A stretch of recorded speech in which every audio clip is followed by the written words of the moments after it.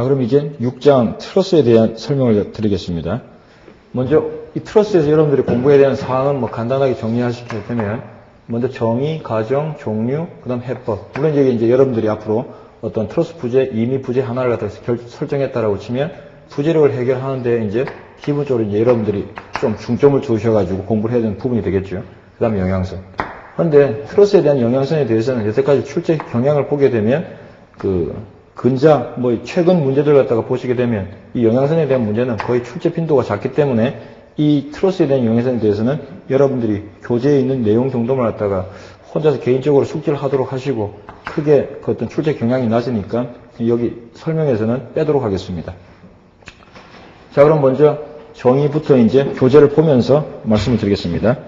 자, 여기 트러스에 대한 정의는 이미 여러분들 2장 9조물 개론에서 그 트러스에 대한 부정력 차수를 갖다 고려하는 관계로부터 이미 한번 설명을 한 바가 있습니다. 그죠?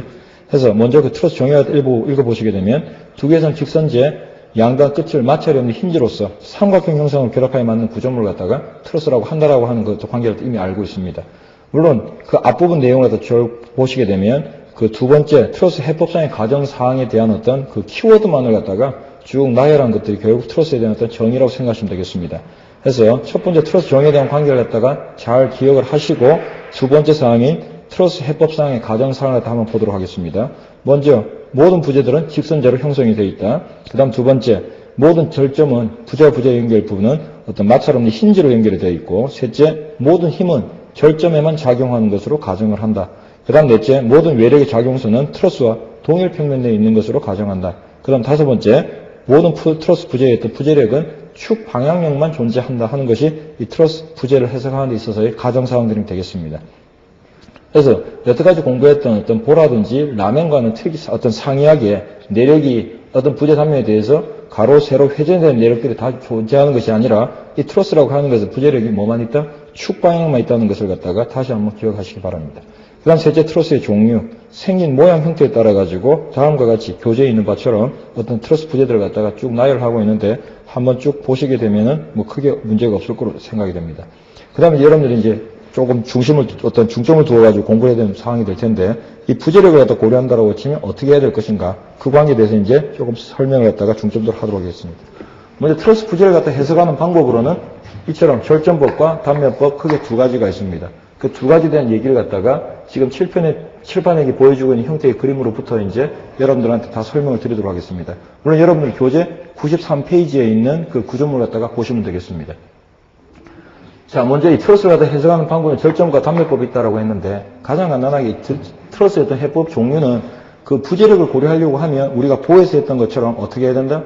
그 어떤 변형 정도를 나타내는 상한 크기의 어떤 힘을 갖다 고려한다는 얘기이기 때문에 그 자유물체들을 취해서 부재를 갖다 일부 잘라 어떤 내력 관계를 갖다 고려해야만 아마 부재를 갖다 처리할 수 있을 겁니다. 그래서 여기 트러스 해법의 절점법과 단면법의 차이는 그 부재력을 갖다 고려하기 위해서 자유물체들을 갖다가 자를 때 절점 단위로 고려할 것인가 아니면 보에서처럼 내력을 고려하고자 하는 부재가 잘릴 수 있도록 좌측, 우측, 단면을 갖다가 결정을 지어가지고 어떤 자유물체를 취할 것인가 그 자유물체를 취해가는 어떤 관계에 따라서 절점법, 단면법이라고 생각하시면 되겠습니다. 그럼 먼저 간단하게 이런 구조물에 대해서 절점법과 단면법 두 가지 방법으로 다 처리를 하면서 단면법 어떻게 처리하는 것이며 절점법 어떻게 처리하는 것인가 또 시험 문제에서는 절점법과 단면법을 갖다가 어떻게 관계를 갖다가 규정 지어서 그 문제를 갖다 풀 것인가를 갖다가 보도록 하겠습니다. 자, 먼저 간단하게 구조물 형태는 이런 형태의 와렌 트러스를 갖다가 제시해 두었습니다. 물론 전체적으로 구조물은 정리 형태의 구조물이기 때문에 부재를 처리한다라고 치면 어떤 부재를 처리한다 하더라도 우선적으로 A점과 D점, C점부의 반력을 먼저 전체 구조물이 평형이라는 전제로부터 처리를 해 들어가야 될 겁니다. 물론 작용력은 지금 수직력밖에 없기 때문에 한쪽은 힌지고 한쪽은 롤러이기 때문에 발생 가능한 반력은 연집 반력 2개, 수평 반력 하나가 있겠지만 여기 힌지부의 수평 반력은 0이 된다는 것을 갖다 이미 잘 알고 있습니다. 그래서 두 개의 수직 반력 관계를 갖다가 Y 방향에 대한 평형식과 모멘트에 대한 평형식으로부터 두 개의 연집 반력을 고려하시게 되면 볼을 갖다 처리할 때와 똑같은 요령으로서 처리해 들어가시면 되겠습니다. 먼저 D점에 반력을 고려한다라고 치면 상대 D점이 여기 A점 모멘트 중심이라고 가정을 하면 되겠죠. 그래서 A점을 모멘트 중심이라고 두고 모멘트에 대한 평형식을 적용하시게 되면 B와 똑같습니다. 작용력 2톤은 A점에 대해서 모멘트 거리가 3m입니다. 물론 여기 4톤은 모멘트 거리가 6m가 될 것이고 추가적으로 여기 작용력 6톤은 A점으로부터 모멘트 거리가 9m가 되겠죠. 물론 이 시점의 반력은 상향으로 가정했다라고 치면 A점으로부터 모멘트 거리가 12m가 될 겁니다. 이 전체 결과가 0이 될 수 있도록 표현을 해주시면 되겠죠. 이 관계로부터 D점의 연적 반력의 크기는 7톤이라고 하는 결과를 갖다가 쉽게 알 수 있습니다. 물론 상향 반력이 맞겠죠. 물론 이 결과가 계산이 되어졌다라고 치면 Y방향으로 작용하는 힘의 합은 제로라는 관계로부터 RAY 값은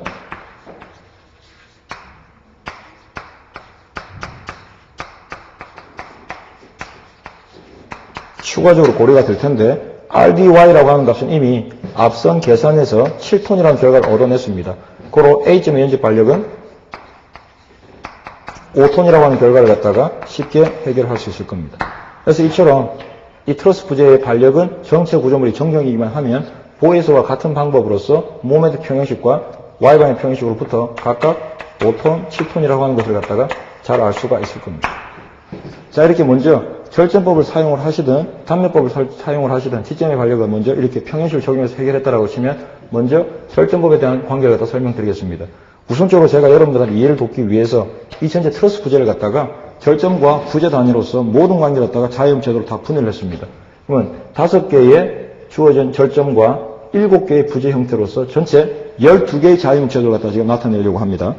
자, 여기에서 먼저 작용한 힘과 반력 관계를 다 표현을 하게 되면 A점은 T점의 반력이 5톤, B점은 작용력이 2톤 하향 방향으로, E점 역시 작용 하중이 4톤만큼 존재하고 C점은 작용력이 6톤이 있습니다.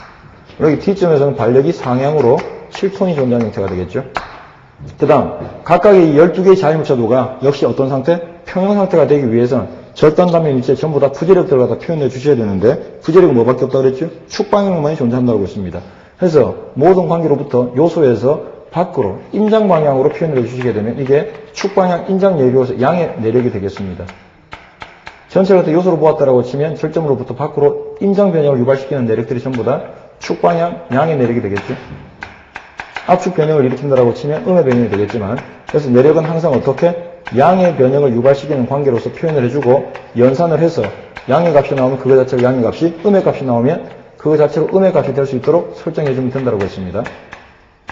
자, 해서 내력은 전부 다 축력만 존재하기 때문에 이런 형태로 표현을 하게 되면 각각 5개의 절점과 7개의 부재에 대해서 12개의 자유물체도가 평형 상태가 될 수 있도록 고려를 하게 되면 여기에서 어떤 하나의 부재를 갖다 처리할 수 있을 겁니다.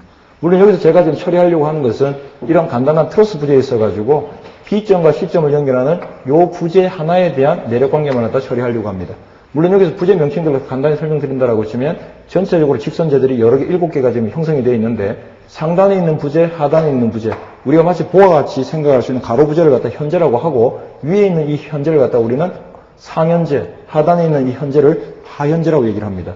물론 이렇게 비스듬하게 존재하는 어떤 경사부재를 갖다가 우리는 사재 또는 뭐 대각선 부재, 다이고널 멤버라고 하죠. 그래서 명칭들을 갖다가 각각 표현한다라고 치면 이걸 갖다가 현재인데 코드 멤버, 근데 이걸 갖다 상현재, 어퍼 코드 멤버를 상현재로 표현을 해서 U라고 표현을 했고, 그리고 대각선 부재는 뭐 영어로 다이고널 멤버라고 하는데 이니셜만 따가지고 D라고 표현을 하겠습니다. 물론 여기 밑에 있는 현재들은 로우 코드 멤버 해서 이 놈을 L이라고 하는 첨자로 표현을 해드릴게요. 물론 추가적으로 이런 부재들이 있다라고 치면 뭐 추가적으로 이런 어떤 트러스 부재로 생각할 수 있는데 현재, 상현재, 하현재, 사재 이처럼 기둥과 같이 설정된 이런 형태 부재를 갖다 우리는 수직재라고 얘기를 하죠. 버티컬 멤버. 그래서 일반적으로 첨자로 B라고 하는 첨자 가지고서 표현을 해주시면 되겠습니다. 그래서 각각 그 부재의 명칭들도 한번 알아보았고 여기서 제가 지금 고려해야 되는 것은 B점과 C점을 연결하고 있는 이 상단에 존재하는 이 상현재, 이 U라고 하는 부재력을 갖다 지금 고려하려고 하는 것이 지금 문제입니다. 이 상현재를 다 처리하는 데 있어가지고 이제 먼저 절전법으로 고려하려고 하는데 여기에서 지금 고려해야 되는 부재는 바로 이 부재입니다. 자, 여기에서 또 하나 생각해야 될 게 우리가 보라고 치면은 A점, 뭐 단수 뭐 하나가 있다라고 치면 A점에서부터 임의의 위치에서 내력만 고려한다 하더라도 이미 앞서 공부한 것처럼 전단력이나 모멘트 관계가 전부 다 X, 내력을 고려하고자 하는 위치 값을 갖는 어떤 X라고 하는 변수를 갖는 어떤 함수식으로 존재했기 때문에 A점에서부터 좌측 지점에서부터 얼마만큼 떨어졌는가에 따라서 위치마다 전단력과 모멘트 관계는 시시각각 변한다는 것을 알고 있었습니다. 그런데 지금 이 부재는 상현재는 B점부터 C점까지 무려 길이값이 6m나 되는데도 불구하고 어떤 위치를 갖다 명확하게 정리를 안 해주고 있죠. 그 이유는 이 부재력의 내력 관계는 이 부재 전체에 걸쳐가지고 어떻게 존재하고 있다? 하나의 어떤 상수값으로서 요 부재 위치마다 내력관계는 일정한 형태를 취하고 있다는 얘기입니다. 결국 요 놈의 부재력을 갖다 우리는 U라고 두었다라고 치면 결국 요 부재 하나도 평형 상태를 만족하기 위해서 이 부재의 우측단의 내력 역시 U라고 하는 부재력이 존재해야 된다는 얘기죠. 물론 요놈 임의의 위치에서 내력관계 고려해서 부재를 잘랐다고 치더라도 요 임의의 내력관계 역시 U로서 어느 위치마다 내력은 U로서 일정할 거란 얘기입니다. 그래서 이처럼 이 부재력은 전지간에 걸쳐서 6m 구간에 걸쳐가지고 어디에서 내력을 고려한다로 축방력은 U로서 일정한 크기를 가질 수 있다는 얘기입니다. 그래서 일반 트러스 부재력을 고려할 때에는 위치를 정해주는 것이 아니라 부재 하나만 정의하게 되면 그 부재 전체에서는 내력관계가 일정한 상수값으로 존재하기 때문에 부재 하나만 정의해도 크게 문제가 없다는 얘기겠죠. 그런데 이 이후 부재를 고려하기 위해서 이후 부재만 쳐다보시게 되면 이거 자체로 지금 이미 평형 상태가 된다고 하는 것을 알 수가 있을 겁니다. 결국 가로방향의 힘의 합이 제로, 세로방 힘이 없고 여기 두 개의 U라고 하는 부재력은 동일선상에 존재하기 때문에 모멘트 관계도 이미 만족이 되는 상태입니다.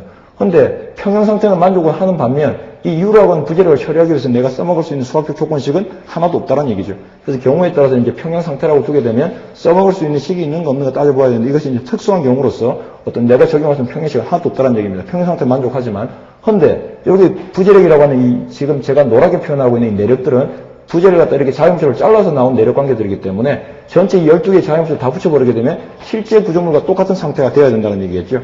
그래서 이 부재력은 결국 붙여버리게 되면 상쇄되는 어떤 크기가 갖고 반대 방향으로 제시가 되는 힘들이기 때문에 결국 이 부재력이 U라고 치면 이 부재력 또한 U가 되어야 될 것이고 C점에서 이 부재력 또한 U라고 하는 부재력이 되어야 될 겁니다. 그래서 이 U 부재력 하나만 고려한다라고 치면 이 부재 자체에서 내가 고려할 수 있는 어떤 수학적 관계식이 없기 때문에 이 부재가 붙어있는 즉 B점과 C점 이 두 개의 절점부에서 이 U라고 하는 부재를 갖다가 고려해야 된다는 얘기입니다. 그래서 절점법이라고 하는 것은 결국 어떻게 바로 이 부재력 하나를 처리하기 위해서 절점을 갖다가 하나의 자유물체로 취했을 때 이 절점상에서 이 U라고 하는 부재를 갖다 결정한다 해서 절점법이라고 생각하시면 되겠습니다. 물론 B점에서 이 U라고 하는 부재를 처리해도 좋고 또는 C점 여기서 이제 U라고 하는 부재가 붙어 있으니까 이 C점에서도 역시 U라고 부재를 찾아도 관계가 없겠습니다. 그래서 설명은 제가 B점에 대해서만 설명을 갖다 드리도록 하겠습니다. 물론 계산하는 어떤 양이라든지 관계는 똑같이 적용이 될 테니까 C점이나 B점에는 관계는 없는데 B점에 대해서만 설명을 드리도록 하겠습니다. 자, 그러면 이제 이 U부재를 찾기 위해서 우리는 부재 자체에서 해결할 수가 없기 때문에 B점 하나를 갖다 고려해 보았는데 이 B점 보시게 되면 3개의 부재력과 하나의 작용력이 존재합니다. 보시면 알겠지만은 모든 이 4개의 힘이 B점을 갖다 다 지나고 있다는 것을 알 수 있죠. 결국 한 점을 지나면서 이 B점 자유물체도 하나도 어떤 상태를 만족해야 된다? 평형 상태를 만족해야 된다는 얘기입니다. 결국 평형을 만족한다는 얘기는 3개의 조건식이 다 성립이 돼야 된다는 얘기인데 이때 모든 힘들이 한 점, B점, 결국 이 흰 지부를 갖다 다 지나고 있는 힘들이기 때문에 수학적으로 내가 어떤 미지력을 갖다가 고려하기 위해서 써먹을 수 있는 적용 가능한 평형식 몇 개밖에 없다? 한 점을 지나는 힘들이 평형 상태라고 치면 결국 X방향 작용한 힘의 합은 제로, Y방향 작용한 힘의 합은 제로 두 개의 조건식밖에 적용할 수 없다는 얘기겠죠. 그런데 B점을 보시게 되면 여기 존재하는 미지의 단면 내력은 3개가 있다는 것을 갖다 알 수 있습니다. 그럼 결국 이 U라고 하는 부재력을 처리하기 위해서 자유물체를 갖다 절점 단위로 고려한 절점법을 쓴다라고 치면 B점 또는 C점에서밖에 해결할 수가 없는데 B점에서만 설명을 한다고 했으니까 B점만 보신다라고 치면 결국 다른 절점 위치에서는 이 B라고 하는, 이 U라고 하는 부재를 갖다 처리할 수 없다는 것을 알 수 있습니다. 결국에는 B점에 처리해야 되는데 B점에서는 미지력이 3개가 존재하기 때문에 내가 적용해서 평형식보다 미지력이 많은 형태가 되었다는 얘기입니다. 그런데 방법이 있다라고 치면 결국 B점에서 처리는 해야 되는데 아마 여러분들이 이 값을 어떻게 해서라도 알 수만 있다라고 치면 B점에 미지력이 2개만 존재하는 형태가 되니까 평형식 2개로부터 처리를 할 수 있을 겁니다. 그런데 이 부재력은 이놈과 이놈이 같은 놈이고 결국 이 부재 역시도 축방향 부재력이 트러스 부재에서는 상수값으로 존재한다고 했으니까 같은 부재력, 이 부재는 다시 이놈이 붙어있던 내력관계니까 같은 부재력. 결국 B점에 이 부재력을 안다라고 하는 것은 이점에서 이 부재력을 아는 것과 같은 형태가 돼야 되기 때문에 이 점을 갖다 자유물체로 취했다라고 치게 되면 여기는 어때요? 미지의 부재력이 4개가 있는 형태이기 때문에 더더욱이 문제 해결이 안 된다는 얘기입니다. 그럼 결국 방법은 B점 내력에서 요 놈에 대한 관계를 알 수만 있다라고 치면 U와 이 부재력, 2개의 부재력만 미지력으로 남으니까 처리되겠네. 그럼 결국 B점에서 이 부재력의 관계는 결국 이놈의 관계.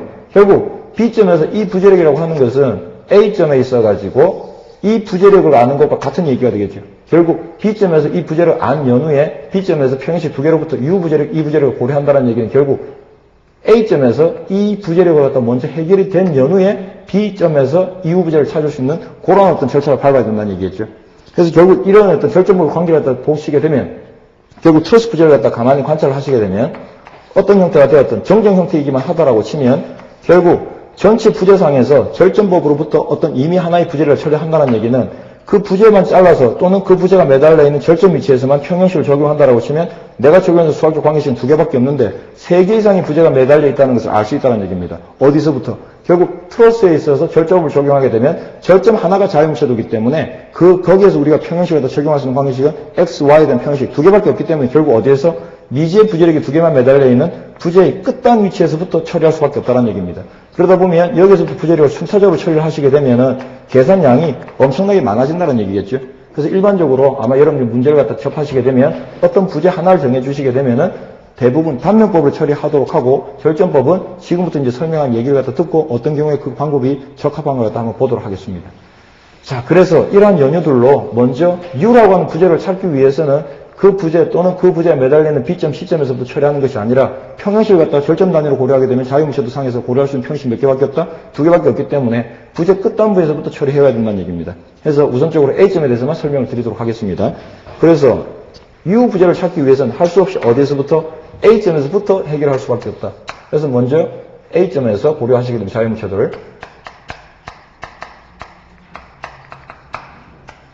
이런 형태의 자유무차도가 되었고 여기 존재하는 힘들을 갖다 다 표현해 주시게 되면 여기 지점의 반력이 5톤이 있었고 이제 미지의 부재력이 D1이라고 하는 사재의 부재력과 L이라고 하는 하연재의 부재력 2개만이 존재하는 그러한 형태가 될 겁니다. 그래서 물론 여기에서 지금 우리가 필요로 하는 것은 D1이라고 하는 부재력을 알게 되면 이제 B점에 가서 D1을 아는 형태가 되었기 때문에 D2와 U에 대한 부재력 2개만 미지력으로 남아서 해결이 되는 그러한 형태가 될 거라는 얘기겠죠. 자, 여기에서 먼저 내가 적용할 수 있는 평형식은 X와 Y에 대한 평형식 2개밖에 없고 미지력 역시 2개가 있는데 여기서 먼저 내가 D1을 구하겠다고 거기에 해당하는 평형식을 먼저 쓰면 안 됩니다. 그래서 제가 서두에도 말씀드렸지만 단순부에서 반력 고려하기 위해서는 평형식이 다수, 미지석이 다수 있다라고 치면 어떤 식으로 갖다 먼저 적용하는 것이 효과적인가. 그래서 뭘 먼저 따져보라고? 미지력들에 대한 성분력부터 검토를 해보라는 얘기입니다. 물론 지금 여기 제시되어 있는 힘은 2개밖에 없지만 이 D1이라고 하는 사제는 어떤 X와 Y에 대한 어떤 합력의 방향이기 때문에 성분력은 X, Y 2개의 성분력이 다 있는 것과 같다는 걸 알 수 있죠. 물론 여기 L이라고 하는 하연제는 성분력이 X만 존재한다는 것을 알 수가 있습니다. 자, 그럼 여기서 먼저 적용하는 평형식은 뭘 먼저 써야 된다? 힘에 대한 평형식밖에 없기 때문에 Y 방향으로 작용하는 힘의 합은 제로라고 하는 관계를 갖다 우선적으로 적용하시게 되면 평형식에 D1에 대한 어떤 부재력만이 미지력은 남고 L은 관계식에서 빠진다는 걸 알 수 있겠죠. 그래서 Y 방향에 대한 평형식으로부터 D1만을 갖다 먼저 결정하시면 됩니다. 물론 지금 우리가 문제에서 요구하는 것도 D1만을 갖다 먼저 고려한 다음 B점에 가서 U라는 부재를 찾고자 하는 거니까 지금 같은 경우에는 아주 다행인 경우가 되겠죠. 그래서 우선적으로 평형식을 갖다가 Y 방향으로 작용하는 힘의 합은 제로라는 관계를 적용하시게 되면 일단 지점의 반력이 5톤, 그 다음 D1이라고 하는 것은 X, Y 방향 다 가지고 있는데 그 중에서 Y 방향의 어떤 분력만을 고려한다고 치면 결국 주어진 부재는 아래 길이가 3이고 높이가 4인 이런 대각선 방향의 부재이기 때문에 이 길이 관계가 5라고 하는 것을 이미 잘 알고 있습니다. 그럼 결국 부재력 관계는 이 부재를 D라고 두고 이 부재력에 X방향 성분력, 이 부재력을 Y방향 성분력을 두었다고 치면 각각 dx라고 하는 것은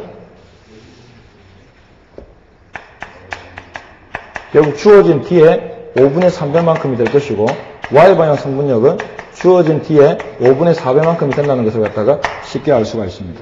그래서 삼각형 비례식을 이용하시게 되면 주어진 부재력의 X방향과 Y방향에 대한 성분력들을 갖다가 간단히 처리하실 수 있도록 보입니다. 그래서 다시 Y방향으로 작용하는 힘의 합은 제로라는 관계를 갖다 적용하시게 되면 자, 일단 반력 5톤과 D1에 대한 Y방향 성분력만을 갖다가 고려하신다라고 치면 그 크기가 주어진 힘 D1의 5분의 4배만큼이라는 것을 갖다가 쉽게 알 수가 있죠. 일단 가정 방향이 우측 상향이기 때문에 D1의 5분의 4 equal 0. 이 관계에서 D1은 마이너스 4분의 25라고 하는 것을 갖다가 쉽게 알 수가 있습니다. 자, 이런 관계로부터 이미 D1 부재력은 음의 값이 나왔다는 얘기는 지금 미리 제가 제시한 방향이 양의 방향이기 때문에 압축제라고 하는 것을 갖다가 쉽게 알 수가 있죠. 자, 이제 이 A점에서 자유무차도로부터 이 D1이라고 하는 사제의 부재를 갖다 해결했으니까 이제 어디로 가면 돼요? 우리가 지금 계산하려고 하는 B점에서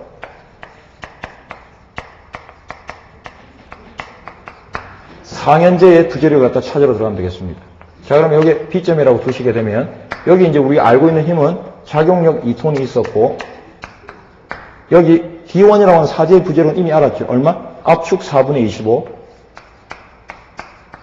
지금 이미 제가 제시한 방향이 절점 요소로 들어가는 방향으로 압축 병역을 유발시키는 방향에 대한 예력을 표현했기 때문에 이미 이 방향이 마이너스 값이니까 여기에다가 마이너스 9를 갖다가 쓸 필요가 없겠죠. 자, 그래서 마이너스 4분의 25라고 표현을 한 상태가 되었고, 이제 여기에서 우리가 고려해야 되는 U라고 하는 부재력과 D2라고 하는 또 다른 하나의 부재가 있다는 것을 갖다가 알 수 있습니다. 자, 그래서 A점으로부터 먼저 D1 사제의 어떤 부재력을 해결했다라고 치면 B점에서는 이 D1이라고 하는 부재력을 갖다 이미 아는 결과가 되었기 때문에 B점에 남아있는 미지력의 부재력은 상현제와 이 두 번째 사제인 D2에 대한 부재력 두 개만이 미지수로 남았으니까 다시 이것도 하나의 자유무체도로서 평형 상태가 만족되기 위해서 X와 Y에 대한 평형식 두 개의 조건식을 적용할 수 있는 경우가 되었으니까 평형식 두 개로부터 U, D2로 갖다 처리하면 되겠습니다. 물론 지금 우리가 고려하는 것은 U라고 하는 이 부재력을 갖다 고려하는 것이 지금 관건인데 먼저 이놈을 고려하기 위해서 X방향 작용한 힘의 합은 제로 관계를 적용하시게 되면 D2 또한 X방향의 어떤 성분력을 가지고 있기 때문에 평형식 하나 가지고 이 U라고 하는 부재력을 갖다 결정할 수 없는 그러한 형태가 된다는 것을 알 수 있죠.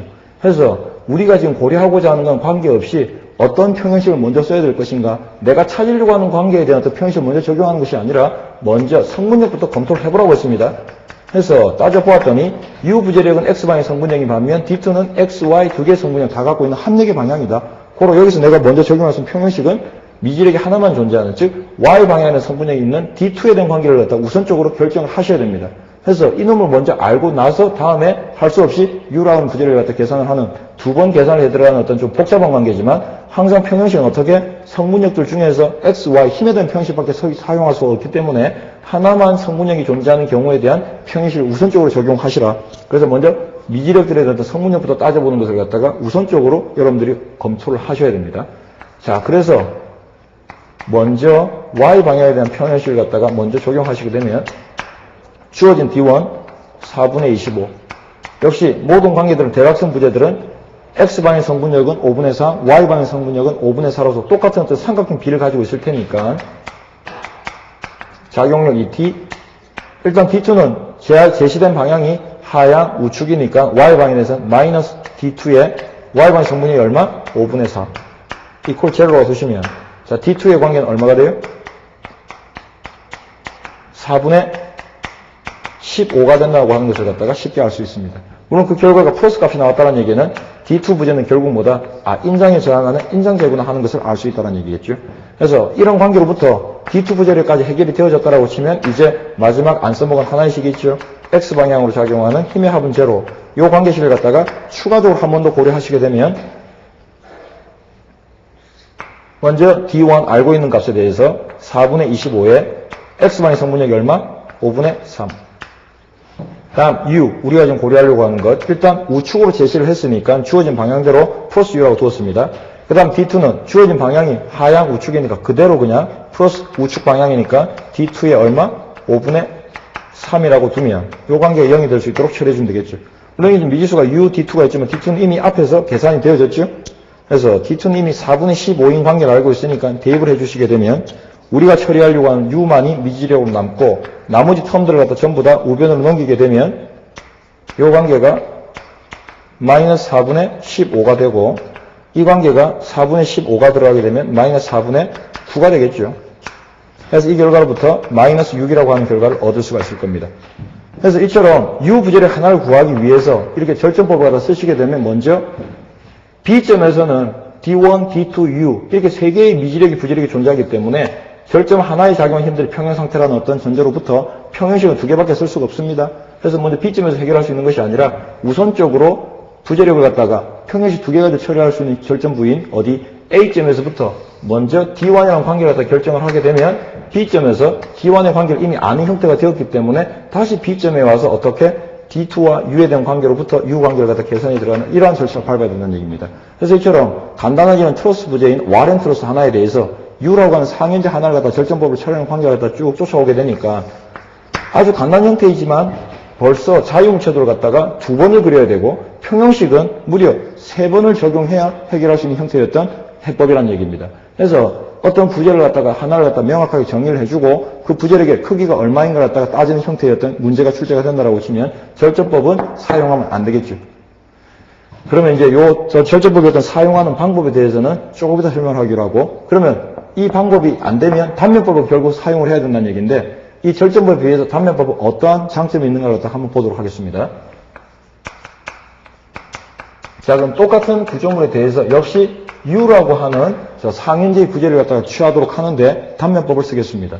자, 절전법의 차이점은 모든 구조물을 갖다 부재력을 해석을 하는데 어떻게 한다? 부재력은 상수밖에 없고 모든 그 부재를 연결하는 절점을 갖다가 하나의 자유무채도로 고려해서 자유무채도로부터 A점에서 D1을 고려하면 B점에서 U를 갖다 구할 수 있는 이런 흐름을 가지고서 절전법을 적용을 했습니다. 단면법은 이 U라고 하는 부재력만 나올 수 있다라고 치면 보에서처럼 어떻게 양쪽으로 구역을 지어서 하나의 단면을 자유무채도를 취해 내가 원하는 부재력에 해당하는 평행식을 적용해서 그 관계를 찾아가도록 들어가면 되겠습니다. 물론 여기서는 U 부재력만 고려한다라고 치면 이렇게 부재를 갖다 잘라서 좌우로 두 개의 자유무채도를 취해도 좋고 아니면 이렇게 잘라줘도 관계가 없겠죠. 근데 지금 이미 우리는 U 부재력과 D2에 대한 관계들을 갖다가 절전법을 통해서 이미 계산을 해봤기 때문에 그 관계를 갖다 비교하기 위해서 이렇게 부재를 갖다 하나 잘라보도록 생각을 하겠습니다. 그래서 이 부분에 대해서만 하나의 자유무채도를 취해서 단면법을 적용해 U라고 하는 부재를 갖다 한번 처리해 보도록 하겠습니다. 자, 그럼 다시 저리로 가서 그래서 자유무채도를 취하게 되면 이런 형태가 될 겁니다. 물론 여기 부재 길이는 각각 이것이 4m, 여기가 A점, 물론 여기 A점의 연적 반력은 5톤인 거 알고 있고요. 여기 B점 작용 하중이 2톤만큼 있겠죠. 물론 지금 잘라낸 구간은 이 구간이기 때문에 여기까지 부재가 다 없애버리게 되면 자, 여기서 남아있는 부재는 이것만이 될 겁니다. 이것이 이제 우리가 고려해줘야 되는 자유무채도가 되겠죠. 단면법을 고려하는 데 있어가지고요. 물론 잘라낸 위치의 부재력들은 축방향력들만 존재하기 때문에 그 관계를 갖다 전부 다 양의 방향으로서 인장으로서 전부 다 가정을 하였습니다. 자, 여기서 이제 부재 길이가 B점까지 A점까지 연직거리는 여기 3m가 될 거였고 이런 형태가 되겠습니다. 자, 여기 부재력은 U, 이 부재력은 D, 이 부재력은 L이라고 두면 되겠죠. 자, 여기 보시게 되면 이 자유무채도상에 힘들은 지금 작용력, 발력, 미질, 부재력 토탈 5개의 힘이 있는데 하나의 점에서 작용한 형태가 아니기 때문에 절전법하고는 차이점이 있다는 것을 먼저 알 수 있다는 얘기겠죠. 여기에서는 평형식 3개를 갖다가 가지고서 3개의 미지력을 다 처리해주면 되는 형태의 구조물이 되겠습니다. 자, 그럼 여기서 먼저 미지력이 3개가 있고 평형식은 XY 모멘트에 3개의 평형식을 다 적용할 수 있는 그러한 형태가 되었기 때문에 우선적으로 각각 문제에서 어떤 부재를 갖다 고려하는가에 따라서 평형식을 갖다 어떻게 적용하는 것이 효과적인가 그런 관계를 따지기 위해서 우선적으로 뭘 먼저 해보자? 각각 그 부재력들이 어떠한 성분력들로 구성되어 있나 그 관계를 갖다가 먼저 따져봅시다. 자, 그러면 U라고 하는 부재력은 X방향 성분력만을, D 부재력은 XY를, 그 다음 L이라고 하는 부재력은 X방향 성분력만을 갖는 그러한 형태가 되었습니다. 자, 그렇다라고 치면 바로 이제 문제 물음에 합당할 수 있도록 평형식을 갖다가 적절하게 적용을 하면서 식 하나 가지고 가급적 가장 간단한 식을 최소화시켜서 문제 물음에 해당하는 부재력들을 처리하도록 하겠습니다. 먼저 문제 물음에 바로 U라고 하는 부재력을 갖다 구하라고 이제 나왔다라고 치면 자, 이때 내가 고려하려고 하는 부재력은 U, 이놈은 X방향 성분력만 가지고 있습니다. 단순부에서 지점 반력 고려할 때 설명을 드렸죠. 여기 D라고 하는 부재력도 X, L이라는 것도 X방향 성분력을 가지고 있습니다. 결국 내가 고려하고자 하는 성분력과 똑같은 방향에 대한 성분력을 갖는 X에 대한 미지력을 갖다가 D, L에서도 가지고 있죠. 이러한 경우에는 평형식을 뭘 쓰라고 했다? 모멘트에 대한 평형식을 쓰라고 했습니다. 그래서 내가 구하고자 하는 성분력, 미지력의 성분력과 똑같은 성분력을 갖는 미지력들이 존재한다라고 치면 모멘트에 대한 평형식을 써라. 이때 모멘트 중심점은 내가 구하고자 하는 U라고 하는 부재력을 제외한 다른 두 미지력의 연장선을 긋게 되면 아마 만나는 교점이 하나 존재한다라고 얘기를 했습니다.